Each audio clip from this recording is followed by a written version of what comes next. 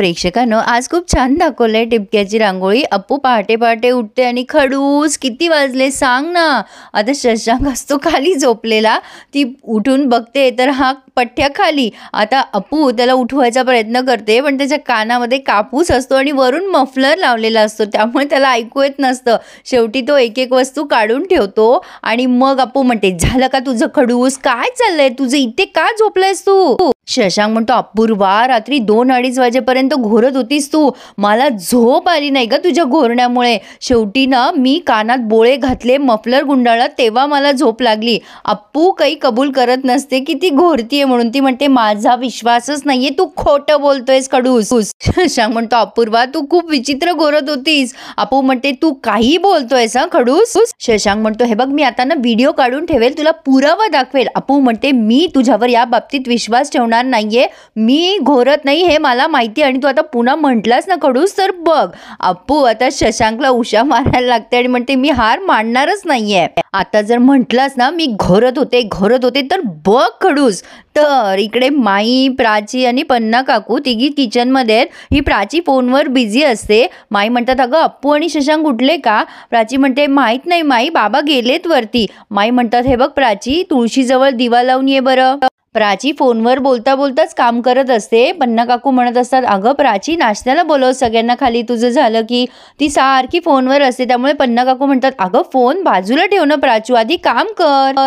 माई तिला खुणवत असतात पन्ना काकूला की जाऊ दे ना, करतीये ना दोन्ही कामं ती। प्राची म्हणत असते, आई जरा 2 मिनिटं थांब ग, मी महत्वाचं बोलतीये।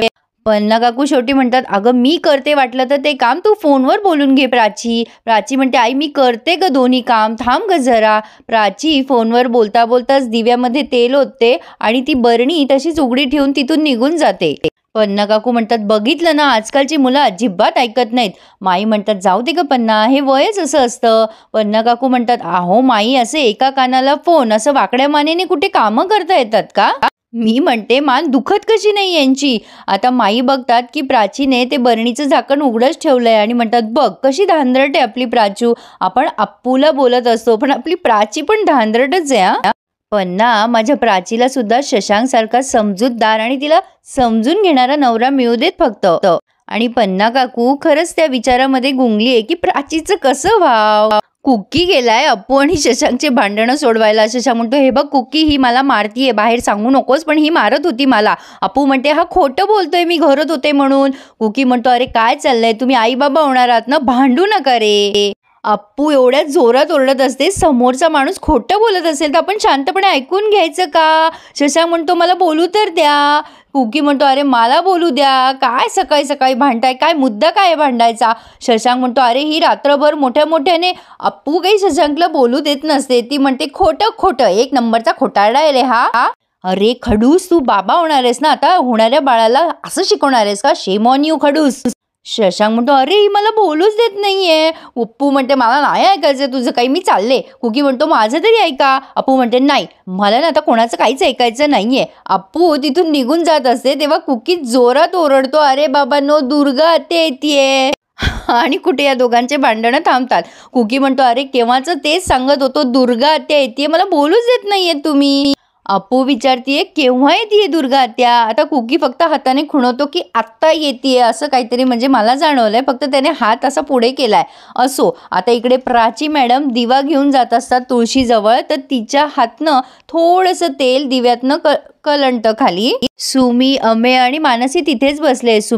सुमी म्हणत असते, सगुणा पण येणार आहे का? त्यावर अमेय म्हणतो, माहित नाही ग, पण आत्या आजीची ट्रंक मात्र येणार आहे। सुमी म्हणते, तुम्हाला टेन्शन नाही आलंय का आत्या आजी येणार आहे? मानसी म्हणते, टेन्शन काय, त्या तुमचे लाड करायला येणार आहेत त्या। सुमी म्हणते, नाही, आत्या आजी मला आणि अप्पूला अजिबात सोडणार नाही। अरे अमेय दादा, ती खूप सूचना देईल, अशी बसू नको, तशी बसू नको, हे खाऊ नको, ते खाऊ नको, मला टेन्शनच आलंय रे। मानसी म्हणते, सुमे, उगा भुणभुण लावू नकोस अशी, अप्पू समोर अशी नकारार्थी बोलू नकोस। बिचारी सुमी जरा टेन्शनच आलंय तिला. पन्ना काकू आणि माई तिथे उभ्या आहेत. माई म्हणतात अरे कोण जाणार आहे दुर्गा आत्याला आणायला. आता पन्ना काकू म्हणते ह्यांना जमणार नाहीये बहुतेक, यांची मीटिंग आहे. त्यावर माई म्हणतात बरं आपण सुवाला आणि विठू भाऊजीला पाठवू. तसंही सुवा होतीच त्यांच्या काळजीला, सुवाला माहिती आहे त्यांचं पथ्य पाणी काय आहे. आता पन्ना काकू म्हणतात बरं पण यांना नाश्त्याला वाढते मी सगळ्यांना. पन्ना काकू म्हणतात चला सगळेजण नाश्त्याला. अप्पू तिथे येते आणि म्हणते अरे वा दुर्गा आजी येणार आहे ना, मला आता खूप छान वाटतंय, मज्जा येणार आहे.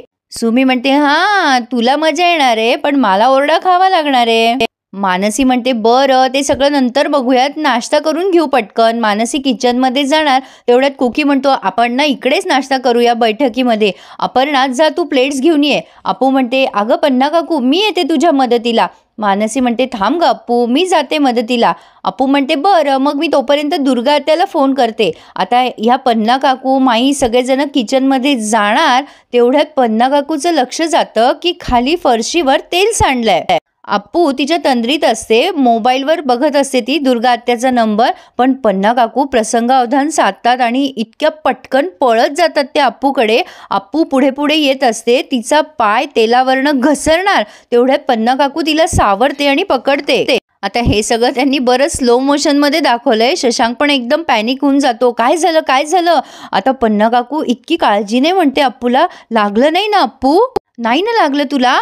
अप्पू म्हणते नाही ग पन्ना काकू थँक्यू हां तुम्हाला सावरलंस. शशांक ओरडतो अप्पूवर तुला बघून चालता येत नाही का अपूर्वा खाली.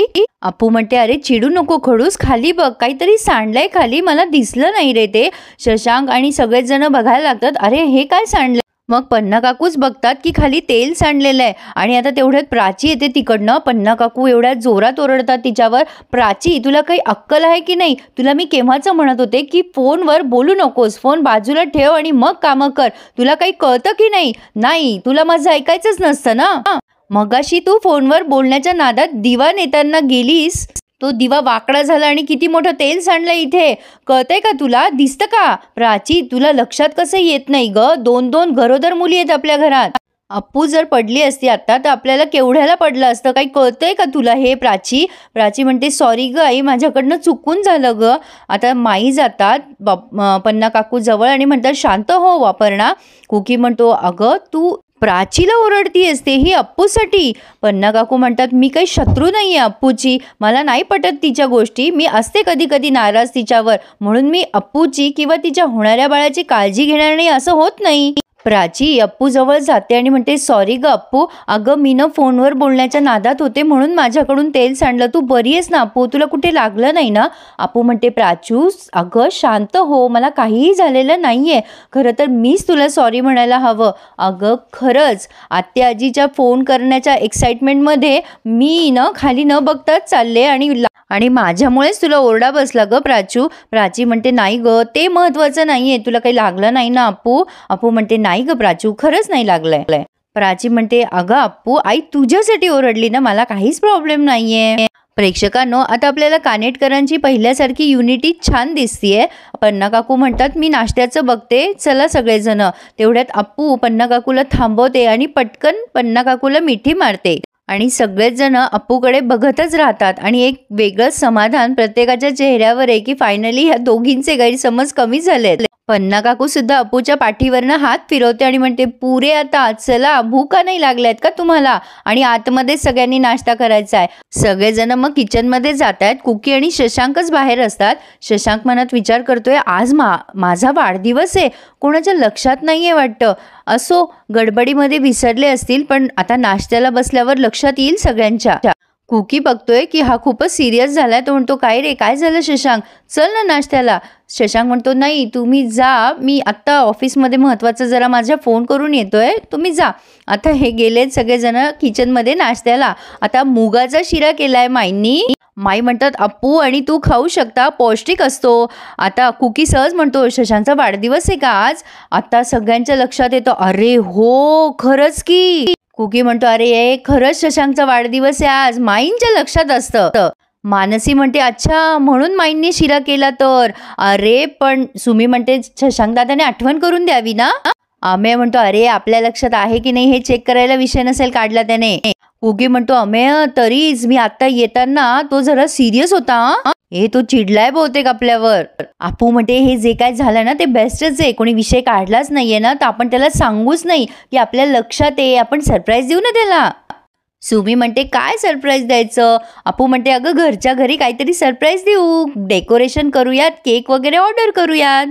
हे पण कोणीच विश करू नका हा त्याला. माई पण म्हणताय मीही विश करणार नाही. आता आपू म्हणते सुमे प्लीज त्याला दाखवूच नका आपल्या लक्षात आहे म्हणून. पन्ना काकू म्हणते पण मुगाचा शिरा बघितला की त्याच्या लक्षात येईल, माईंच्या लक्षात आहे म्हणून वाढदिवस. माई दरवर्षी त्याच्या वाढदिवसाला मुगाचा शिरा करतेच ना.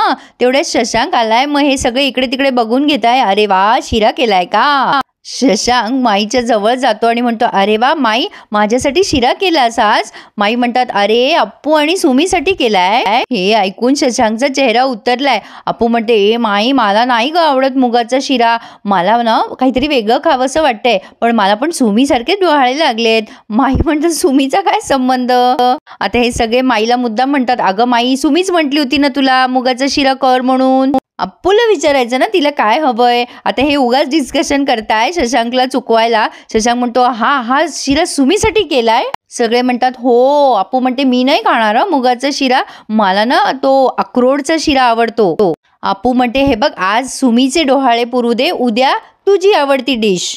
अमेय म्हणतो आपण ना या दोघींसाठी वार वाटून देऊयात, म्हणजे सोमवार अप्पूचा, मंगळवार सुमीचा, बुधवार अप्पूचा, गुरुवार सुमीचा आणि रविवार आपल्या सगळ्यांचा. निखिल म्हणतो भारी आहे ही आयडिया, आपल्यालाही आपलं आवडतं खायला मिळेल यांच्या डोहाळ्याच्या निमित्ताने. आता शशांक तिथून निघून जात असतो. सुमी म्हणते दादा बैस ना मुगाचा शिरा खा की. शशांक मनात विचार करतोय कोणालाच माझा वाढदिवस लक्षात नाहीये.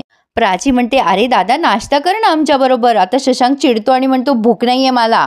प्राची म्हणते दादा मुगाचा शिरा खा की. शशांक म्हणतो मला काम आहे ना, सांगितलं मला नको आहे, तुम्हीच खा मुगाचे शिरे. अमेय म्हणतो अचानक कसं काय तुला फोन आला, काही काम कसं काय आलं अचानक. शशांक म्हणतो काय आला होता फोन मला, माझी मीटिंग आहे ना, आणि नशीब माझी मीटिंग ऑनलाईन आहे, नाहीतर फोन करून मला इन्स्टिट्यूटमध्ये बोलवलं असतं. तेव्हा माई म्हणतात जा ना मग कामावर. सगळेच म्हणतायत जा कामावर. आता अप्पूची काळजी घ्यायला आम्ही सगळे आहोत की. अमेय म्हणतो आपण अप्पूला विचारूयात ना. शशांक इन्स्टिट्यूटला गेला तर तुला चालणार आहे का अप्पू. आता अप्पू काही उत्तर देणार तेवढ्यात त्यांनी हा रिव्ह्यू पूर्ण केलाय, छान दाखवलाय आज. आता पुढे आपण बघतोय की शशांकचं जंगी सेलिब्रेशन झालंय बर्थडेचं. कौशिकदा पण आलेत आणि केक वगैरे कट करण्यात येतोय आणि माईनी शशांकला ऑप्शन सुद्धा केलंय. पण प्रेक्षकांनो शशांकच्या वाढदिवसाच्या निमित्ताने कोणी आगंतुक पाहुणा येऊ नये म्हणजे झालं, पण दुर्गा आजी येणार आहे. बघूयात आता पुढचे सगळे रिव्ह्यूज खूप इंटरेस्टिंग होणार आहे. कसा वाटला रिव्ह्यू मला नक्की कळवा. आणि प्रेक्षकांनो या यूट्यूब बाबाला काय प्रॉब्लेम आहे माहित नाही, माझा व्हिडिओ तो सर्चमध्येच आणत नाहीये, त्यामुळे तुम्ही सबस्क्राईब केलं तर माझा व्हिडिओ तुम्हाला वरती दिसेल. So please subscribe, like and enjoy my reviews. आणि रिव्ह्यू कसा वाटला कमेंट करून सांगायला विसरू नका. धन्यवाद.